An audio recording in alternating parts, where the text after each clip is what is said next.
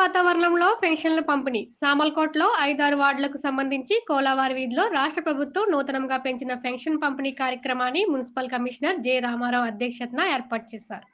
ఈ కార్యక్రమానికి ముఖ్య అతిథులుగా పెద్దాపురం ఎమ్మెల్యే నిమ్మగడ్డ చినరాజప్ప, కాకినాడ జిల్లా Janasena party incharge Tummala Ramaswamy, municipal chairpersons Gangireddy Arunakrishnamurthy పాల్గొన్నారు. అనంతరం చినరాజప్ప, రామస్వామి మాట్లాడుతూ కూటమి ప్రభుత్వం ఎన్నికల ముందు ప్రజలకు ఇచ్చిన వాగ్దానంలో భాగంగా పెంచిన పెన్షన్ సొమ్ము 7,000 రూపాయలు చెల్లించిన ఘనత ముఖ్యమంత్రి చంద్రబాబు సాధించడం ద్వారా రాష్ట్రమంతటా పండుగ వాతావరణం నెలకొందని వారు పేర్కొన్నారు. మున్సిపల్ కమిషనర్ మాట్లాడుతూ సామర్లకోట పరిధిలో 6,468 మంది పెన్షన్దారులకు 4,43,54,000 రూపాయలు అందజేయడం జరుగుతుందని అన్నారు. ఈ కార్యక్రమంలో municipal vice chairperson Gokina Sumitra Devi, TDP పట్టణ అధ్యక్షులు అడబాల కుమారస్వామి, సామర్లకోట పట్టణ జనసేన అధ్యక్షుడు సరోజ, వాసు, టీడీపీ జనసేన నాయకులు, కార్యకర్తలు, మెప్మా సిబ్బంది, పెన్షన్ లబ్ధిదారులు పాల్గొన్నారు. మరి అలా మీరు ఎంతో ఆశించారు.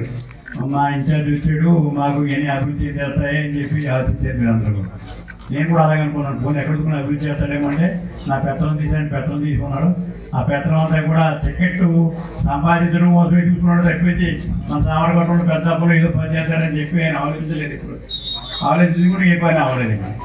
అంచేత మీరందరూ కూడా నాకు మీ వార్డు నేను కాకపోయినా మీ వార్డు అని కూడా నా వార్డుగా భావించి నేను పనిచేస్తానని మీకు అందలేదు. ఇందులో ముఖ్యంగా మనకి డ్రైనేజ్ బాగోలేదు, మొత్తం ఉన్న డ్రైనేజ్ నేను కూడా చూశానండి. ఇవన్నీ కూడా నేను గత 5 సంవత్సరాల్లోనే నాకు చేయనివ్వలేదు. ఆయన చేయలేదు, నన్ను చేయనివ్వలేదు. మా చైర్మన్ గారు కూడా నాకు కోఆపరేట్ చేయలేదు. అదే మనం ఏం చెప్తాం కదా, ఏం డబ్బులు ఇస్తే నేను కూడా నా ఎమ్మెల్యేకి డబ్బులు ఇస్తారు అనుకోలేదు. ఎవరు ఇచ్చలేదు, ఆయనకి వెనకాల ఉన్నాడు కదా, ఏమో లేదు.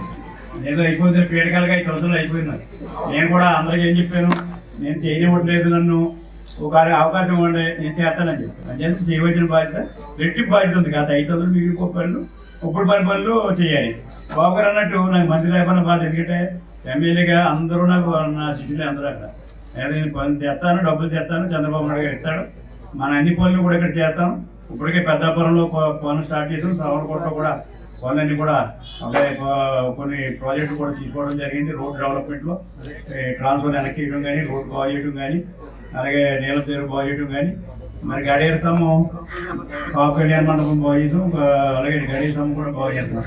ఆయన గడియర్తమ్మ చూస్తే చాలు, ఇది మార్చేస్తాను, కోరు కొట్టేస్తాను, అక్కడ చేస్తాను. అక్కడ ఎవరైనా జగన్ గారు కోరు కొట్టినట్టు మా ఇక్కడ చూస్తే కోరు కొడతానని కూడా 3,000 రూపాయల నుండి 2,000 రూపాయల నుండి 3,000 రూపాయలు పెంచడానికి మరి గతంలో హామీ నేను ఎక్కిన తర్వాత 3,000 ఇస్తారని జగన్ రెడ్డి సార్ చెప్పినటువంటి సంగతి మీ అందరికీ తెలుసు. కాకపోతే వృద్ధులు కానీ, వితంతువులు కానీ, ఒంటరి మహిళలు కానీ, కృషి వ్యాధి వారికి కానీ అందరినీ మోసం చేసి పెన్షన్ 1,000 రూపాయలు పెంచడానికి 5 సంవత్సరాల సమయం తీసుకున్నటువంటి గత ప్రభుత్వం మీకు ఇచ్చిన మాట కోసం మీరు ఏదైతే కూటమి ప్రభుత్వం రావాలని మనసా వాచా మీరు అందరూ కోరుకుని ఈరోజు ప్రజా ప్రభుత్వాన్ని, మీ అందరి సంక్షేమం కోరే ప్రభుత్వాన్ని అందించడంలో భాగంగా నిమ్మకాయల చినరాజప్ప గారిని భారీ మెజార్టీతో గెలిపించినందుకు ప్రత్యేకంగా మీకు కూడా ధన్యవాదాలు తెలియజేస్తున్నాను. మీరు ఏదైతే వైసీపీ గత ప్రభుత్వాన్ని దింపి మీ కూటమి ప్రభుత్వానికి మద్దతు ఇస్తామని మీరు ఏ విధంగా హామీ ఇచ్చారో, మీరు ఇచ్చినటువంటి హామీని ప్రజలు ఏ విధంగా నిలబెట్టుకున్నారో అదేవిధంగా కూటమి ప్రభుత్వంలో భాగస్వామైనటువంటి శాసనసభ్యులు కూడా ఈరోజు మాట నిలబెట్టుకుంటా ఉన్నారు.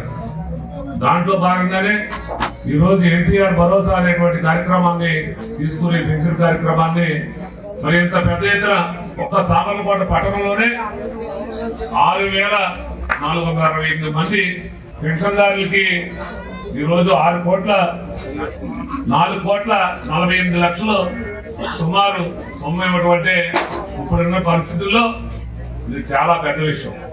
దానికి కారణం గత ప్రభుత్వంలో ఈ రాష్ట్ర ఖజానాన్ని అప్పులమయం చేసి ఒక్క నయా పైసా కూడా రాష్ట్ర ప్రభుత్వానికి ఆదాయం తేలేనటువంటి ప్రభుత్వం నుంచి విముక్తి పొంది ఈరోజు కూటమి ప్రభుత్వం ఏర్పడి మీకు ఇచ్చిన మాట కోసం ఖజానాలో పైసలు లేకపోయినప్పటికీ ఈరోజు పెద్ద ఎత్తున ఇంతటి చక్కటి కార్యక్రమాన్ని నిర్వహించడానికి శ్రీకారం చుట్టినటువంటి పెద్దలు, గౌరవనీయులు, అనుభవజ్ఞులైనటువంటి రాష్ట్ర ముఖ్యమంత్రి నారా చంద్రబాబు నాయుడు గారికి ఈ సందర్భంగా ప్రత్యేక ధన్యవాదాలు కృతజ్ఞతలు తెలియజేసుకోవాల్సిన అవసరం ఉంది. ఈ రాష్ట్ర ప్రభుత్వం ఏర్పడటానికి గత ప్రభుత్వానికి దింపడానికి మరో ముఖ్య నాయకుడైనటువంటి ఒక నీతి కోసం, ఒక సిద్ధాంతం కోసం, ఒక నిజాయితీ కోసం, పేద బడుగు బలహీన వర్గ ప్రజల కోసం నిరంతరం ఆలోచన చేసేటువంటి వ్యక్తి పవన్ కళ్యాణ్ గారిని కూడా ఈ సందర్భంగా